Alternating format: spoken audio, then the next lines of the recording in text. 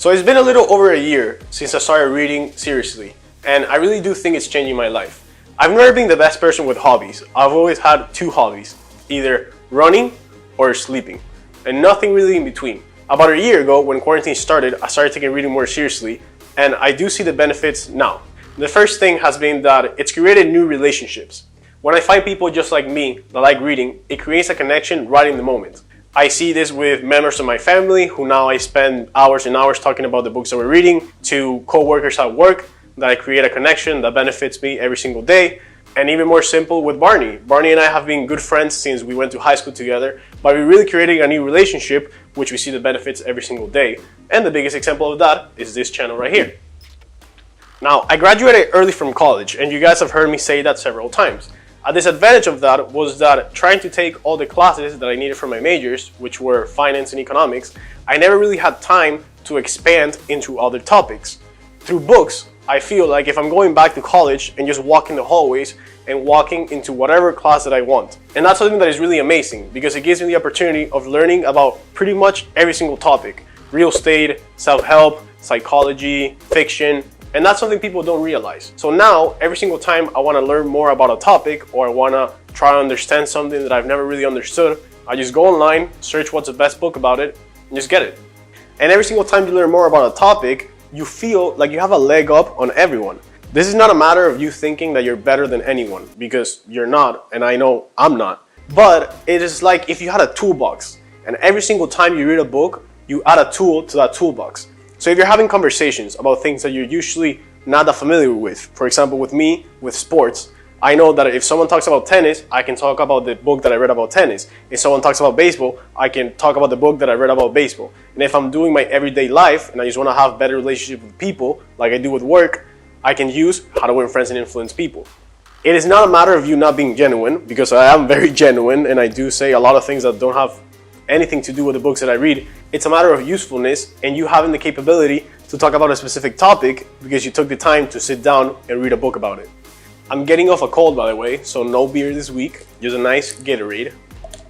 Now, by learning more about these different topics and having more tools for my toolbox, I've actually developed an ability to disagree with people.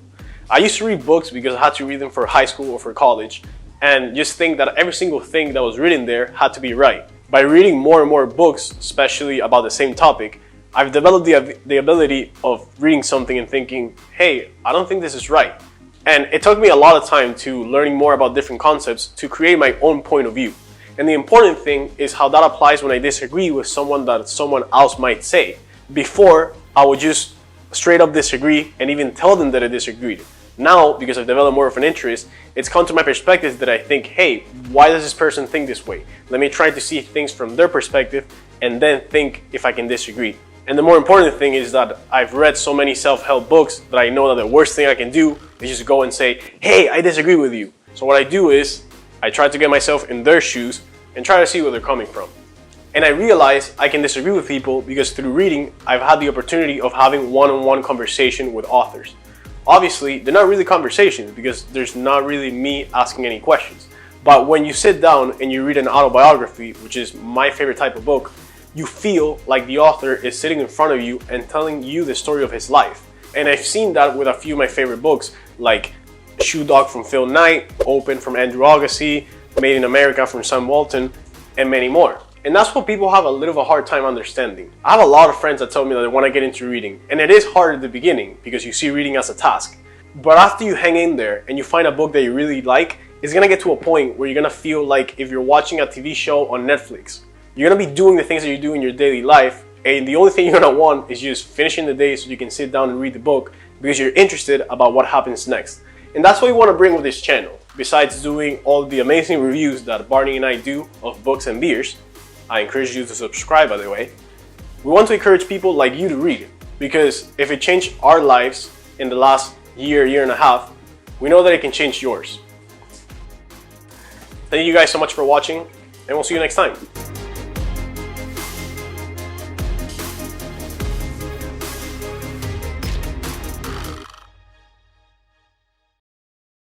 It's better to be a penguin that can, a turkey that can fly than a grounded penguin. Thank you later.